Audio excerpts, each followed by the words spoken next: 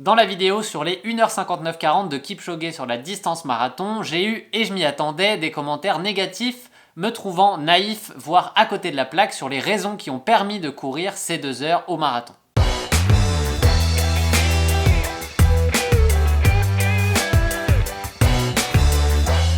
Aujourd'hui, je voudrais aller un peu plus loin là-dessus et préciser 2-3 choses à ce sujet. Au final, en centrant cette vidéo sur le personnage d'Eliud Kipchoge, je n'ai clairement pas choisi l'option la plus rentable pour ma vidéo. Je vais m'expliquer là-dessus. Au final, il y avait plein de manières de tourner ce sujet. Pourquoi je pense qu'Eliud Kipchoge est dopé? Pourquoi ce record n'est pas valide? Pourquoi le Ineos Challenge n'est en fait que du dopage technologique? Ou encore, pourquoi la Nike Alpha Fly est une grosse triche et devrait tout simplement être interdite de toute compétition, même les non officiels. Bref, j'aurais pu faire un sujet polémique, incitant au négativisme. Ce genre de vidéos sont hyper efficaces pour faire du like, pour faire du partage et faire connaître sa chaîne. C'est beaucoup plus efficace en tout cas que de vraiment traiter le fond comme j'ai voulu le faire. Et si vous vous demandez pourquoi les journalistes sont friands de ce genre de sujet, eh bien c'est pour cette raison.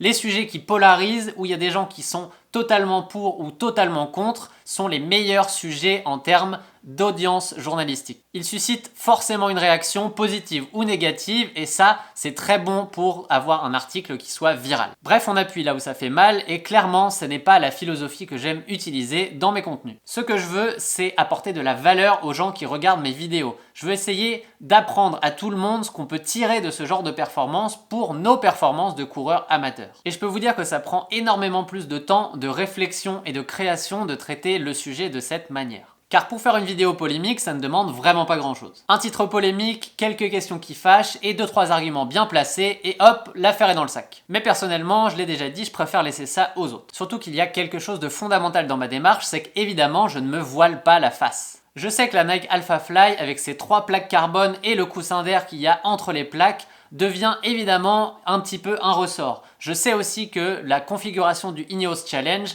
augmente artificiellement la performance. Tout ça, je le sais. Je ne suis pas naïf de ce côté-là, mais je préfère traiter autre chose car ces informations sont brutes et n'ont aucun intérêt, ne peuvent rien apporter à nos performances de coureurs amateurs. Bref, pas de valeur ajoutée égale un sujet que je ne souhaite pas traiter sur Running Addict.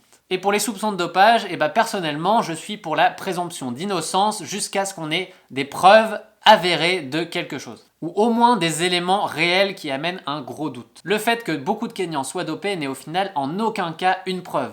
Si on se met à utiliser ce genre d'argument, au final on peut mettre tous les pros dans le même sac, ils sont tous dopés, et dans ce cas-là, pas de problème, on peut dire que Eliud Kipchoge est toujours le meilleur d'entre eux, car de toute manière, il est dopé comme les autres. Bref, le dopage n'est pas le sujet que je veux traiter. Qu'il soit dopé ou qu'il ne le soit pas, je pense qu'Eliud Kipchoge est le meilleur marathonien du monde, comme je l'ai expliqué dans ma vidéo, et ça, c'est principalement avec les 5 points que je vous ai énoncés dans la vidéo. Au final, je ne sais pas vraiment comment classer cette vidéo, c'est un mélange de coup de gueule et d'explication de la manière dont je fonctionne sur Running Addict. Et comme le nombre de commentaires positifs à propos de ma vidéo sur l'analyse d'Eliud Kipchoge a été très important, évidemment que je vais continuer d'adopter cette voie-là. Cette vidéo, c'est aussi une manière pour moi de vous dire merci d'avoir l'esprit ouvert, de voir principalement le positif et de voir mes vidéos telles qu'elles sont, des sujets qui nous permettent à nous d'en tirer des enseignements et de pouvoir nous améliorer au quotidien. Personnellement, je trouve que le négativisme est beaucoup trop présent au quotidien, quel que soit le sujet,